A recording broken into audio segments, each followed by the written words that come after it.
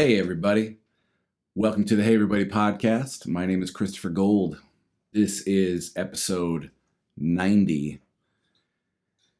And I think it's the last one. I've been thinking for a few days, and I've even been thinking all morning, that it would be the second to last one, the penultimate one, if you want to get fancy with it. It means second to last. And true good communicators know how to pick the word that people they're talking to will understand. All morning, I thought this would be, I'm going to do this one, I'm going to do it again next week, and that'll be it. And I'll use this one to talk about how the next one will be the last one. And I was making my cup of coffee to do this one, and I was thinking about how we started, sort of accidentally, in an unplanned way. I think if you go back and watch the first one, I talk about not even knowing if it is the first one or if I'm just sort of testing my camera and that kind of thing. And I get to, it has been officially announced what I'm going to do next, and I get to tell you today. And more than that, I've been feeling like it's time to stop, at least for now. You know, who knows if anything ends, really? There's this great quote that says, art is never finished, it's only abandoned. And I would like to think that there's something artful in everything that we do, and certainly in what we've done here. So maybe it'll come back. I don't know. But I know that it's been time to pause, at least. I don't want to repeat myself, and I'm excited for the next thing, and I'm excited to have the next thing be a little less intensely about me. That's my dog sighing because he's like, yeah, man, me too. It's enough with you. 90 feels like a good number. And the idea that this would end the way it began, which is without much fuss and without much warning and just, we'll see when we see you. That feels right in this moment.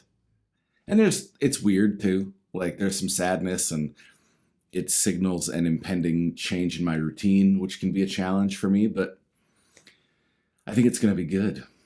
And the next thing is in the town that I live in, Appleton, Wisconsin, there's a radio station called 91.1 The Avenue. And starting May 15th, Sunday nights at 7 Appleton time, I'll be hosting a radio show called Backstories with Christopher Gold. And the main idea is that it's sort of a throwback to how the radio used to be and feel, where the DJs were picking the music and they were talking about the music a lot, and their identity was coming across in the show, and that's what made the show worth listening to, or at least what made it different from other shows and that kind of thing. So I have complete creative control, and every Sunday night at 7, starting out, it's just going to be an hour. We'll see how it goes. But every Sunday night at 7, you can come hang out with me on the radio, and I'll talk about music, and I'll play you a lot of songs, and I'm really, really excited about it. It's something I've wanted to do since I was a little kid, and you can stream it on their website. You just have to stream it live. There's some licensing issues where it can't be archived, but anywhere in the world, if you figure out when 7 o'clock Sunday night Appleton time is, you can listen to my radio show starting May 15th. I'm very excited. And just really, really looking forward to a new thing, to a thing I've wanted to do for a long time, to a thing that I think there's lots of potential in, and a thing that really, in every episode of this podcast, there's been music recommendations. I counted them up. I did my best to count them up this morning. And I have recommended 165 records or artists or albums or what have you to you guys.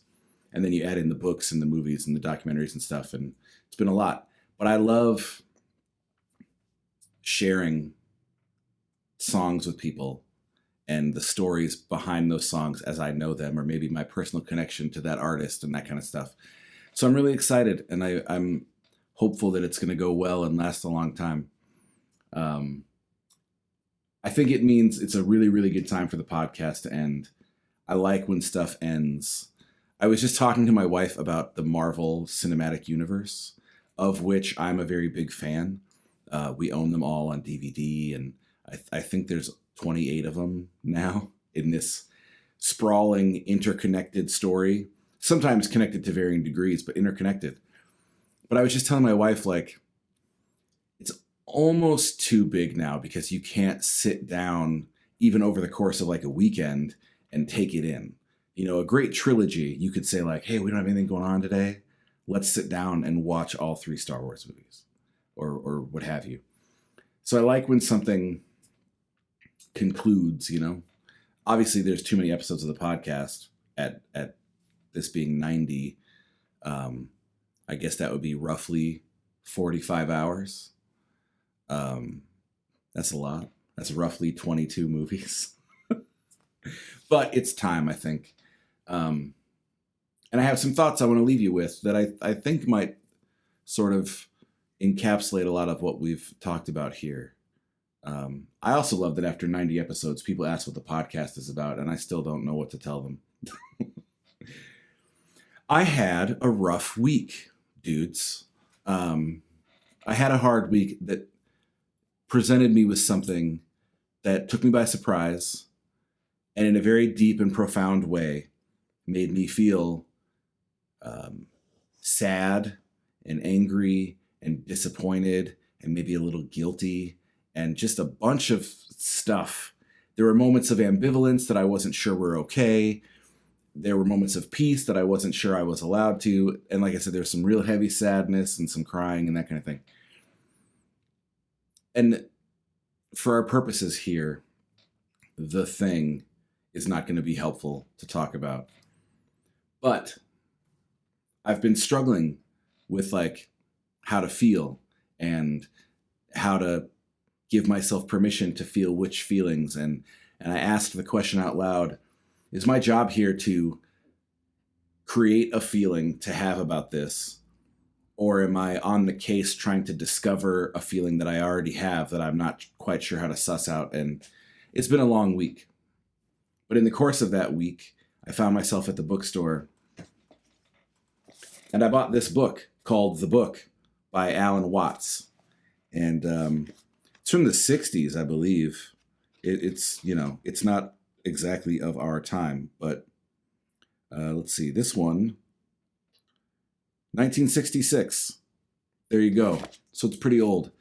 And it's about a lot of things, and I've tried to explain to a couple people, and some of it I get and some of it I don't, but all of it resonates, which is a weird thing about philosophy and that kind of thing, that it can be like an art film sometimes where you don't understand it, but you feel the right way about it, or you feel a way about it. But one of the things he is talking about is the interconnectedness between us and each other and the entire world around us, that we are made up of what the world is made up. And basically any category that we put something in is inaccurate and not nearly big enough. He talks a lot about we separate things into individual things when they're part of one big process. Particularly night and day, we look at as 2 different things, but they're the same process. And when we divide things into 2, we usually pick one that we prefer and one that we dread and that kind of thing. He talks about in a game of hide and seek, there's one person hiding and one person seeking, but you can't separate the 2 because they're doing one thing together. And this is true all the way down to our cellular makeup, you know. And he talks about death and how death is part of life, but we've separated the 2. And then we've really hidden away and sterilized our notions of sickness and death and grief and all this stuff, so that life becomes a separate thing that is much preferred to death, which is this whole other thing that we're not going to talk about. We're going to keep it over here. And he says that we shouldn't have done that, and I tend to agree with him. And then he talks about, because of this, people have developed fears around sickness and death and that kind of thing. But what he says in the book that I really like is that if you have a fear of death, You should have it. You should be afraid of death if you're afraid of death, because in trying to get over your fear of death, you're focusing on it. If you just let it exist, there's a pretty good chance that in time it loses its teeth a little bit and the menace comes off because it's just been there. And, you just get used to it. I remember when we brought our dog home, we didn't know this dog. And he was a stray from Texas. And there was a part of us that was like, we don't know what he's going to do. We got to kind of keep an eye on him. And now, several weeks later, he's asleep on the floor. And I know that he's just a sweetheart that just gets a little nervous when we leave. And I think it's the same way with our ideas and our feelings about anything. I mean, Watts was talking about death, but I'm talking about everything. And the stuff that I went through this week, that like so much of the friction is generated by our insistence on categorizing and labeling and being able to explain how we think and feel, instead of just letting it happen and letting it exist. And if someone asks how we're doing, we can say, well, this thing happened. And they go, well, how do you feel about it? And you go, happy and sad and angry and guilty and ambivalent and embarrassed and upset and all this stuff, much of it contradicting itself. And we don't have to care if the person we're talking to is waiting for us to put a bow on it, because there is no bow right now. I'm fond of saying, if it burns, let it burn. And either it's burning because you didn't need it, or it'll go out in time, or eventually you'll figure out how to put it out. But for right now, just let it happen. So that's kind of where I'm at with the week I've had. And with a lot of things, there's a lot of change happening in my life, and some of it's really good, and some of it feels less good, and a lot of uncertainty. And I'm just sort of going, okay, that's happening. And like I said, I'm about halfway through the book. I'm really enjoying it. I feel comfortable at halfway recommending it. And there's a really great Instagram account, I think run by his family. He has passed on. But he was a beautiful man, and some really great quotes and ideas that I would recommend. I'm going to set this down gently so as to hopefully not wake up the dog.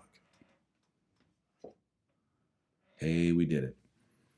Now, the rest of the recommendations are sort of centered around that idea, sort of centered around endings. And then there's one thing that you just got to know about that I haven't really talked to you about.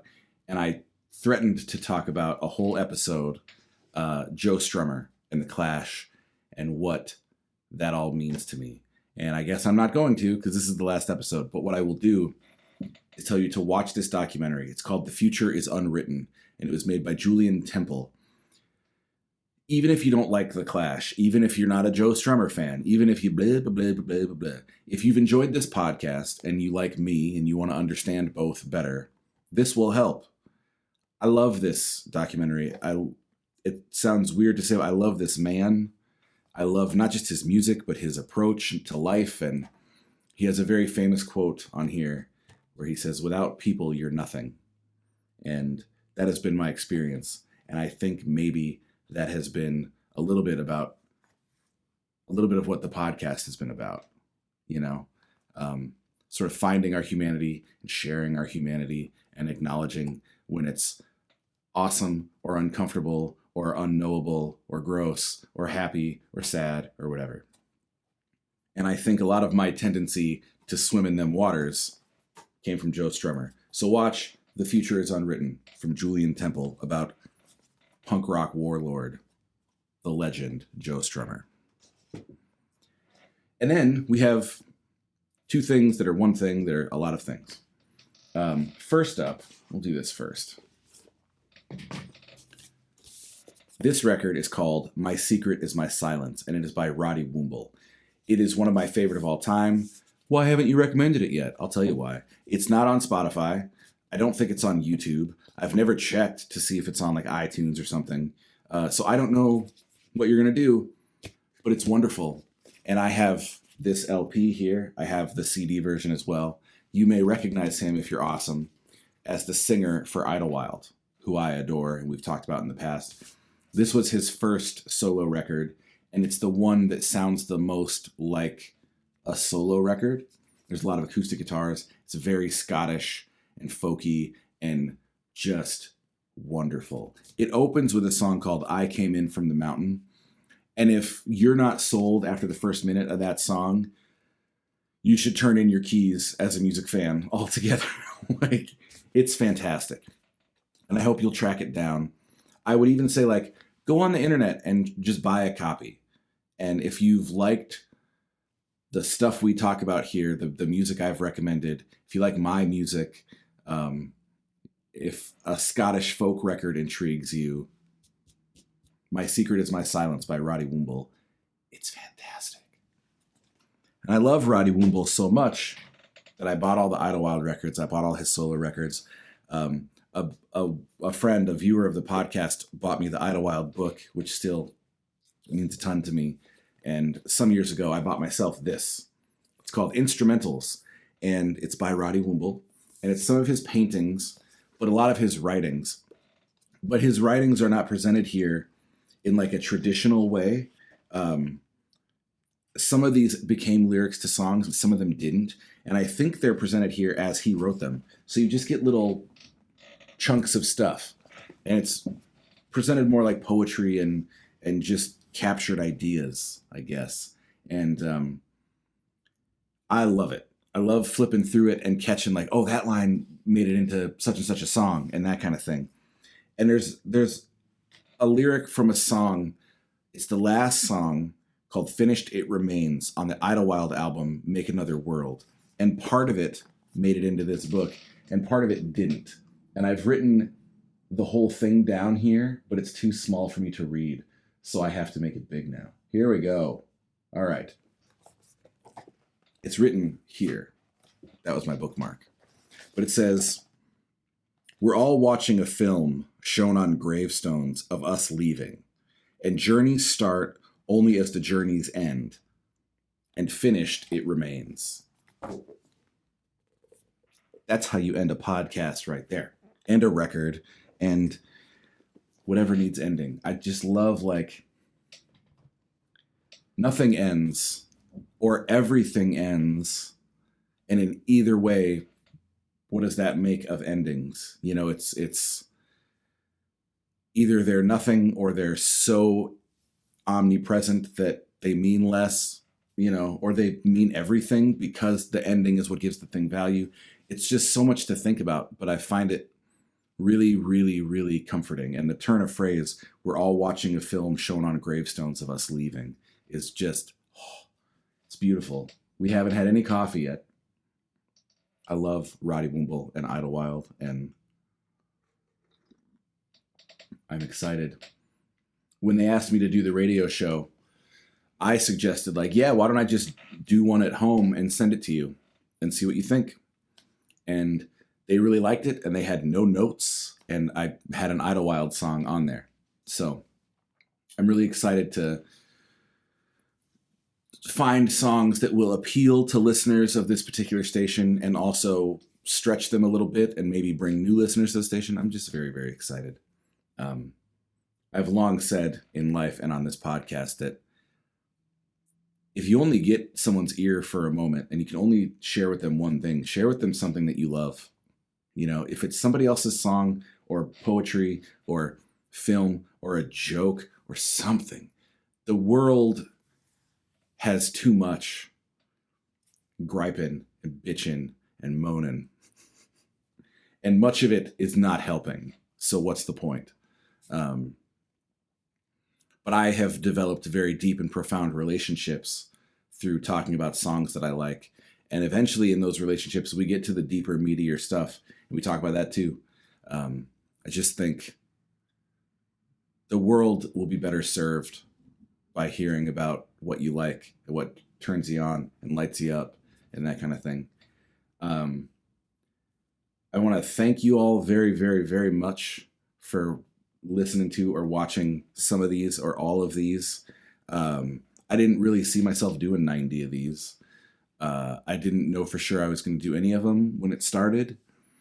But it got me through lockdown in a way, and it made me feel like I was still connecting with people, which is one of the things I love most about playing music live. When I couldn't play it live, I was able to connect with people this way.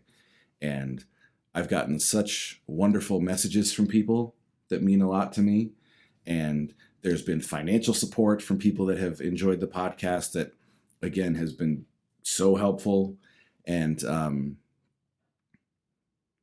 I have, I think, grown a lot by sharing the things that I'm learning and working on, because you have to understand something pretty good to share it. So I think knowing that I intended to share something helped me maybe learn it better or deeper, or just take it on board in a more real way. So thank you for that. Thank you in advance, hopefully, for listening to the radio show. I hope you'll enjoy it. I'm not going anywhere, so I'm playing shows. If you want to come see a show, my email is still christopher@christophergold.com. I still play house shows anywhere in the world. So, it's not that sad. It's not the end of anything, really. And maybe this will come back someday. Maybe a whole other new thing will happen someday. I don't know. But I'm a big believer in, like, if you're going to end something, you best end it when there's still a part of you that wishes you weren't. Because if you wait until you're like, I cannot wait until this is over, we get this last one done with, then the last one and some of the preceding ones probably weren't what they could have been. They probably weren't as good, and that kind of thing. So, do we stretch it out? Do we make it awkward and sad? Do we try to, play some sad songs? Should we play the Green Day song, the graduation Green Day song? Oh, heavens. All right. That's it. Be good. We'll see you soon. And go to christophergold.com. Find out what I'm up to. And if you ever miss me, read The Tao of Willie by Willie Nelson. There's a lot of good stuff in there. And listen to The Clash and Tom Petty. And read The Daily Stoic. And read I Want to Be Well by Miguel Chen. And be happy. That's why you're here, really, to be happy. And hopefully you're the kind of person that has a hard time being happy while people suffer. And that'll make you better. And that'll make the world better. But, I'm just here for a minute, and we don't really know how long that minute's going to be. So I hope you enjoy it, and I hope you love people, and I hope you treat them good. And listen to good music, and drink good coffee, and watch Westerns, my God. And, yeah, we'll talk soon. Thank you guys for everything. I really, really appreciate it. And I will look forward to seeing you on the road. Take care of yourself. Take care of somebody else. We'll talk soon. Bye.